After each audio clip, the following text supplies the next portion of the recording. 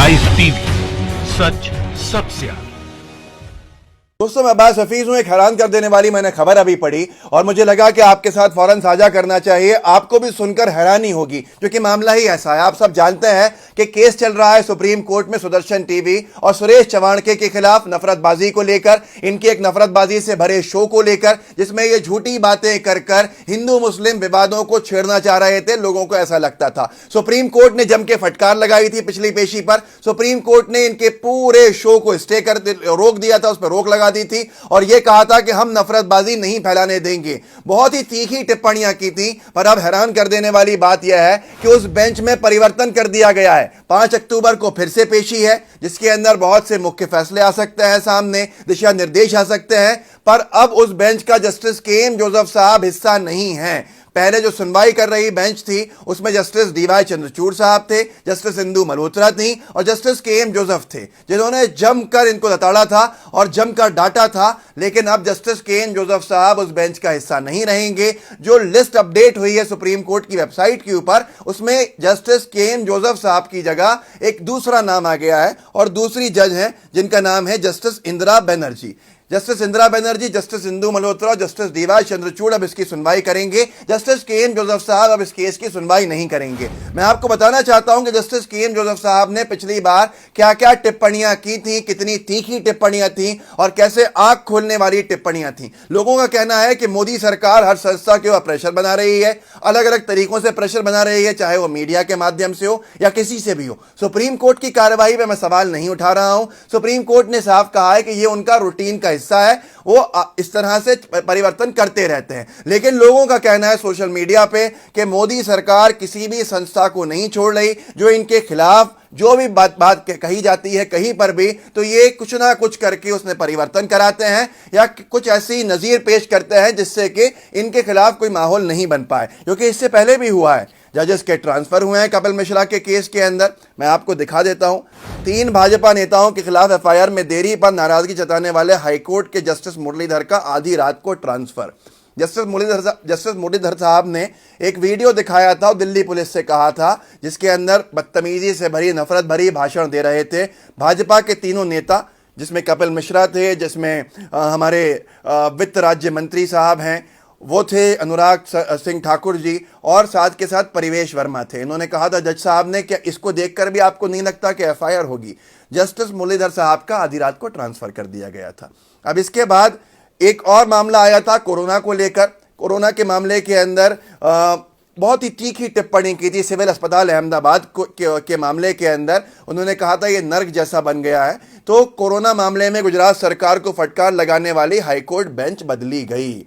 Bench में बदलाव हफ्ते के आखिरी कामकाजी दिन में किया गया। 29 मई को क्विंट ने छापा था। तो ये कुछ नया नहीं है, लेकिन फिर भी हम कोई टिप्पणी नहीं करेंगे क्योंकि हम न्यायालय पर टिप्पणी करने वाले कौन होते हैं। लेकिन आपको समझना होगा। मैं आपको सुनाता हूं जस्टिस के.एम. जोसेफ साहब ने क्या क्या कहा था पिछली जो पेशी थी 15 सितंबर को। देखिए, बहुत महत्वपूर्ण है ये चीज।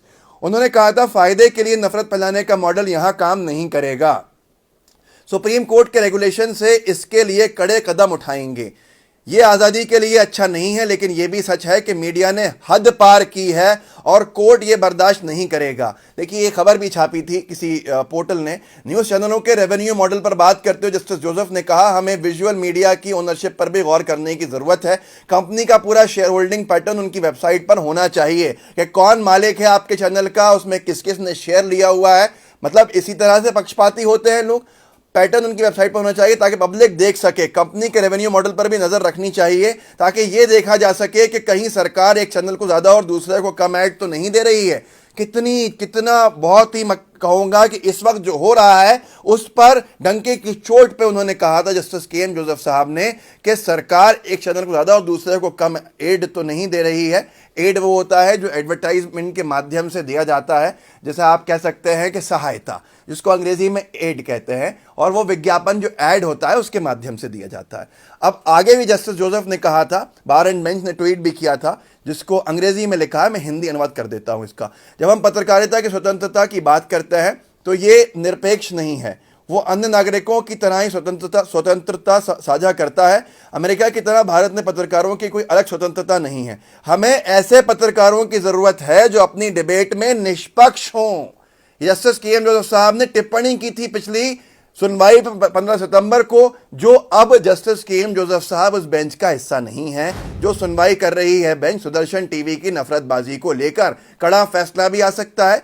ऐसे मौके के ऊपर जस्टिस के एम जोसेफ साहब का बेंच से हटाया जाना लोगों के अंदर बहुत सारे सवाल खड़े करता है। और क्या कहा था उन्होंने, ये भी सुन लीजिए। उन्होंने कहा था कि अंग्रेजी में है, media can't fall foul. Media अपने सिद्धांतों से नीचे नहीं गिर सकती। मीडिया को अपने हिसाब से डिबेट्स कराना नहीं चाहिए। जो एंकर का रोल है वो भी देखने की ज़रूरत है कि किस तरह से वो एक को सुन रहा है, दूसरे को नहीं सुन रहा। लेकिन अगर आप टीवी डिबेट्स पे चेक रखेंगे तो आपको ये देखना पड़ेगा कि कितना एंकर टाइम दे रहा है सबको बोलने का, कितना परसेंट। वो लोग एंकर जो है वो स्पीकर को म्यूट कर देते हैं और क्वेश्चंस पूछते हैं। आप सोचिए कितनी बड़ी अहम बात है, ये आज की जरूरत है कि जो किया जाता है। मतलब सबका आरोप रहता है लोगों का कि भाई भाजपा के लोगों का आप माइक खुले रहने देते हैं, और जो दूसरे विपक्षी दल हैं उनके प्रवक्ता जब जाते हैं तो उनके माइक को म्यूट कर दिया जाता है। के एम जोसेफ साहब ने यही कहा है इसके अंदर कि ये स्पीकर के बोलने वाले के प्रवक्ता के जो भी कहने आप इसमें म्यूट कर देते हैं माइक को और फिर सवाल पूछते हैं। अब सवाल जब पूछेंगे सामने वाले का माइक म्यूट होगा तो वो क्या बताएगा, जनता में गलत मैसेज जाएगा। जस्टिस जोसेफ ने एक और बात कही थी जो बहुत ही तीखी थी कि आज की इलेक्ट्रॉनिक मीडिया की प्रॉब्लम है पूरी तरह से टीआरपी की वजह से ये बहुत ही सनसनीखेज बना देते हैं हर किसी चीज़ को, जिससे कि बहुत सारी चीज़ें बदल जाती हैं। अब यहाँ पर एक और चीज़ कही थी उन्होंने, जस्टिस जोसेफ ने कहा था कि जो रूल नंबर 6 है प्रोग्राम कोड का, वो सीधे सीधे कहता है कि कोई भी ऐसा प्रोग्राम नहीं जाना चाहिए, चलना चाहिए जो सांप्रदायिक हिंसा फैलाए, कम्युनल डिसहार्मनी फैलाए। ये सही नहीं है क्या कि इस पूरे मामले से डिस्टर्ब होगा भारत के अंदर कम्युनल हार्मनी जो है, जो हमारा भाईचारा है, जो हमारा पीस है, जो हमारी एकता है। ये इतने तीखे सवाल थे। अब उन्हीं सवालों के बाद आपके सामने है कि जस्टिस के एम जोसेफ साहब को इस बेंच से हटा दिया। देखिए, बताने की मंशा ये है कि लोग सोच रहे हैं कि जो भी मोदी सरकार के खिलाफ मामला होता है तो ये हर संस्था के ऊपर प्रेशर बनाने की कोशिश करते हैं। सुप्रीम कोर्ट वो जगह है जिससे हर किसी को न्याय की उम्मीद रहती है, जो निष्पक्ष है, और निष्पक्ष होना बहुत ज़रूरी है। हर कोई किसी भी जगह से अपने मामले जब उदास होता है तो वो ये कहता है कि मुझे सुप्रीम कोर्ट में न्याय ज़रूर मिलेगा, मुझे सुप्रीम कोर्ट से पूरी न्याय की उम्मीद है। क्या आपको नहीं लगता कहीं ना कहीं कोई ना कोई कोशिश की जा रही है मोदी सरकार बीजेपी के ज़रिए कि कैसे जो जुडिशरी की स्वतंत्रता है उसके अंदर कुछ ना कुछ ये घुसपैठ कर सके। पर अगर ये जुडिशरी के ऊपर इस तरह से कुछ करने की कोशिश भी करेंगे तो सोच लीजिए, न्याय की सबसे बड़ी अदालत जिसको न्याय का मंदिर कहते हैं भारत का, उसको नुकसान होना का मतलब है सीधे सीधे आम जन को नुकसान होना। इसलिए ये बहुत महत्वपूर्ण है कि हम इन चीज़ों के ऊपर एक अपनी नज़र पैंदी रखें ताकि हमें बहुत सी चीज़ें समझ में आती रहें। इस वीडियो को आगे शेयर कीजिएगा ताकि लोगों को जानकारी मिलती रहे।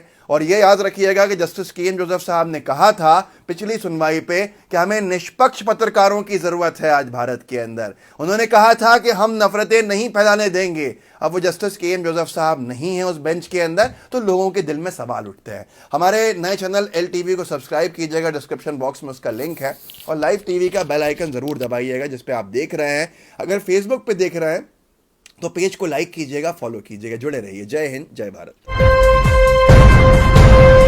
लाइव टीवी, सच सबसे आगे।